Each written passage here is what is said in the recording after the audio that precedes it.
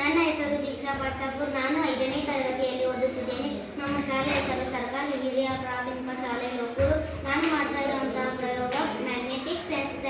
ಇದು ಒಂದು ಸರಳ ಆದರೆ ಬಹಳ ಆಸಕ್ತಿದಾಯಕ ವಿಜ್ಞಾನ ಮಾದರಿಯಾಗಿದೆ.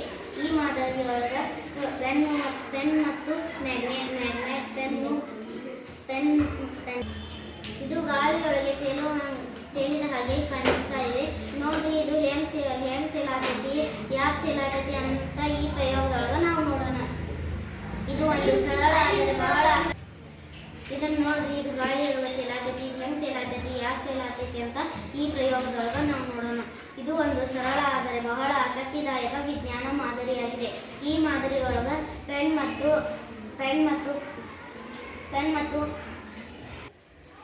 ಮತ್ತು ಸಣ್ಣ ಕಡ್ಡಿಯು ಗಾಳಿಯಲ್ಲಿ ತೇಲಿರುವಂತೆ ಕಾಣಿಸುತ್ತದೆ. ಇದು ಎರಡು ಶಕ್ತಿಗಳನ್ನು ಒಳಗೊಂಡೈತಿ. ಒಂದು ವಿಗ್ರಹ ಶಕ್ತಿಯನ್ನು ಒಳಗೊಂಡೈತಿ, ಒಂದು ಆಕರ್ಷಣೀಯ ಶಕ್ತಿಯನ್ನು ಒಳಗೊಂಡೈತಿ. ವಿಗ್ರಹ ಶಕ್ತಿ ಎಂದರೆ ಒಂದೇ ಧ್ರುವದ ಮ್ಯಾಗ್ನೆಟ್ಗಳು ಒಂದನ್ನೊಂದು ತಳ್ಳುತ್ತವೆ. ಇದನ್ನು ವಿಗ್ರಹ ಶಕ್ತಿ ಎನ್ನುತ್ತೇವೆ. ಆಕರ್ಷಣೀಯ ಶಕ್ತಿ ಎಂದರೆ ವಿರುದ್ಧ ಧ್ರುವಗಳು ಆಕರ್ಷಿಸುತ್ತವೆ. ಇದನ್ನು ಆಕರ್ಷಣೀಯ ಶಕ್ತಿ ಎನ್ನುತ್ತೇವೆ. ಇದು ವಿಗ್ರಹ ಶಕ್ತಿ ಅಂದರೆ ವಸ್ತು ಮೇಲೆ ತೇಲಿದ ಹಾಗೆ ಕಾಣಿಸುತ್ತದೆ. ಆಕರ್ಷಣೀಯ ಶಕ್ತಿ ಅಂದರೆ ವಸ್ತು ಸ್ಥಿರವಾಗಿ ನಿಲ್ಲಲು ಸಹಾಯ ಮಾಡುತ್ತದೆ. ಈ ಎರಡು ಶಕ್ತಿಗಳಿಂದ ಸಮತೋಲನ ಮತ್ತು ಸ್ಥಿರವಾಗಿ ನಿಲ್ಲಲು ಸಹಾಯ ಮಾಡುತ್ತದೆ. ಈ ಎರಡು ಶಕ್ತಿಗಳಿಂದ ಇದನ್ನು ಮೆಟ್ರೋ ರೈಲುಗಳಲ್ಲಿ ಬಳಸುತ್ತಾರೆ. ಇದರ ಕಾರಣದಿಂದ ರೈಲುಗಳು ಸ್ಪರ್ಶಿಸದೆ ವೇಗವಾಗಿ ಓಡುತ್ತದೆ.